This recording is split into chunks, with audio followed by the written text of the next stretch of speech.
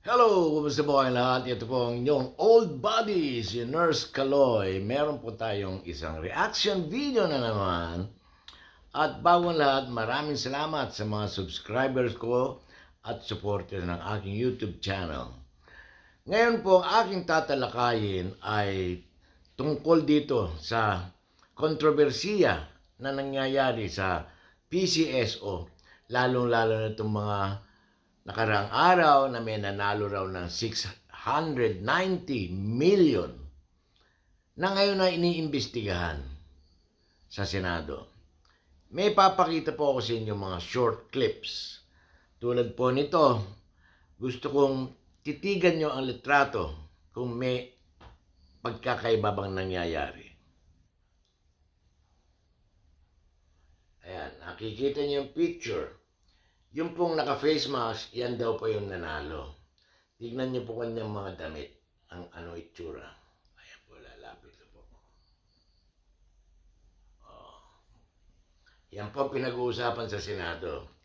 Ngayon po, meron pang bago tayo pupunta sa pinaka-main topic dahil nga sa ating title, nagalit na si Raffy Tulfo. Ito po ang kanyang sinabi sa mga taga-PCSO. Kayo sa PCSO, parang sa tingin nyo, you guys are very special. I don't know kung anong pinagmamalaki nyo, lalo ng boss nyo si Robles. We sent a letter to you last several weeks ago para sa hearing na ito. And you sent us a letter saying, hindi kayo maka-attend lahat. And nagpa-reschedule ang PCSO. Nung magpa-reschedule kayo, tinanggap namin yung rescheduling ninyo, and then only for us to receive a letter stating na hindi na naman kayo makadalo. Ang yabang ninyo sa PCSO, ano bang pinagmamalaki ninyo? Anong meron sa PCSO? Ayun po. Samantalang lahat ng mga agency ng gobyerno, pag pinapatawag sa Senado, pumupunta kayo sa PCSO, hindi. Puputulin po natin doon kasi na-high blood na si Raffy Tulfo. Pero, in continuation po, dumating din po ang pinaka-bossing ng PCSO sa Senado at yun po ating ipapakita. At siya po ay iginisa ni Raffy Tulfo ng walang mantika at siya nga po ay umamin. Ito po, panoorin niyo po. Controversial ito ngayon sa social media. Edited daw ito. Yes, Your Honor. Edited. Bakit kailangan i-edit? We have to protect the identity of the winner. Meron po nagreklamo sa amin one time, we covered the face, yung damit naman po ay nakilala. So, nagreklamo siya, sana naman daw po, wag ipakita naman po yung damit.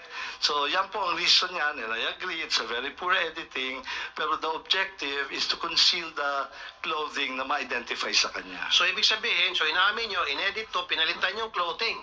Opo. Bakit kinakailangan palitan ng clothing? Again, part po yan ng pag-conceal kasi na-identify po yung damit. For example, kung at that day, yung mga kapitbahay po uy, yun yung suot niya, ganyan. Or kung nakapag-selfie siya, meron yung pong nagreklamo sa amin, favorite clothes daw kasi, kaya nalaman siya. So, Your Honor, if there is something to apologize, it's the poor editing. But I think it has served its purpose of concealing the identity, Your Honor. So, at least inamin nyo, ayan, marami kasi mga nagtatanong, nagsabi, purang pagka-edit. I'm So, sorry, inamin nyo, we're not very good at editing the clothes. Pero yung tao hindi edited. Hindi po, totoo po Tunay yan. na tao to. Tunay na tao po yan.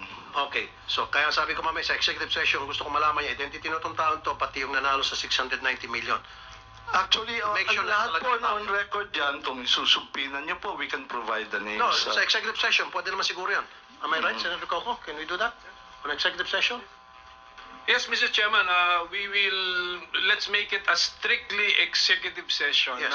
Given on the part of the Senate, limitado yung mag-a-attend at saka identified natin. And then, of course, kami, liability na namin yung kami pang source ng leakage. So. Like I said, Mr. Robles, kasi nga po, may clamor na malaman yung katotohanan. Kasi marami sa mga mananayan nagsasabi, yung nanalo ng 690 million, hindi raw yung legit na mananaya, kundi galing na sa tropa niya. I'm sorry, I'm gonna repeat this again. Yung pong kumakalat na balita, galing na sa tropa niyo, nag-invest ng 30 million para makuha nga itong 690 million.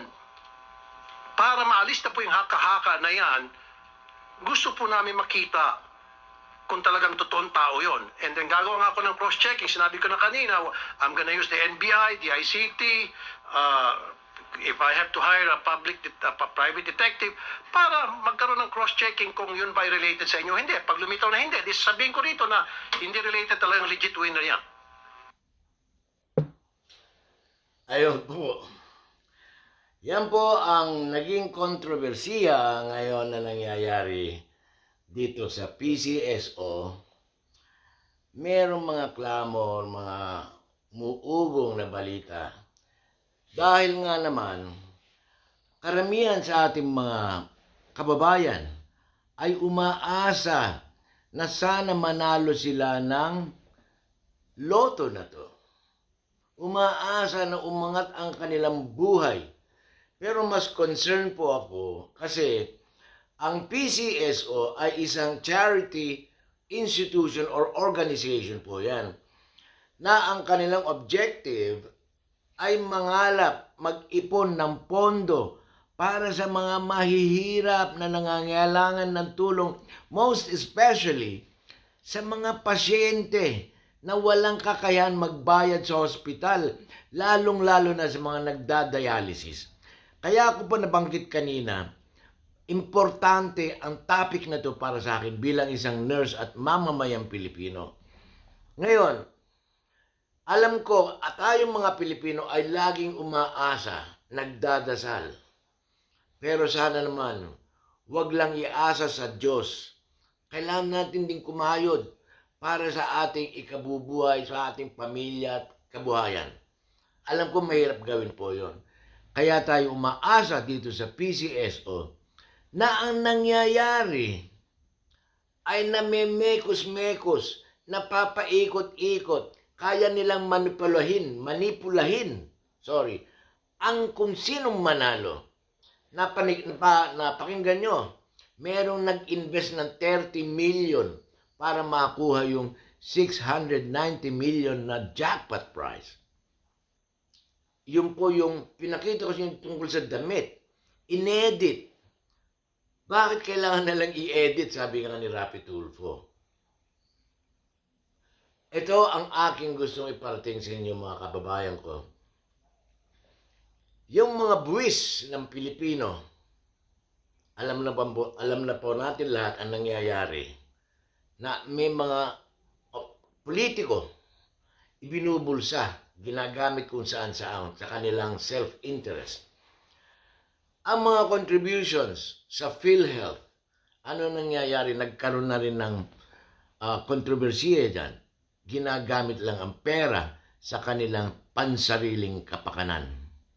Ngayon ba naman pati itong taya ng mga kababayan natin para lang magkaroon ng pag-asa sa buhay na tumataya sila ng loto, kakahuyin nyo pa, lulutuin nyo ang kung sinong manalo at kailang makikinabang.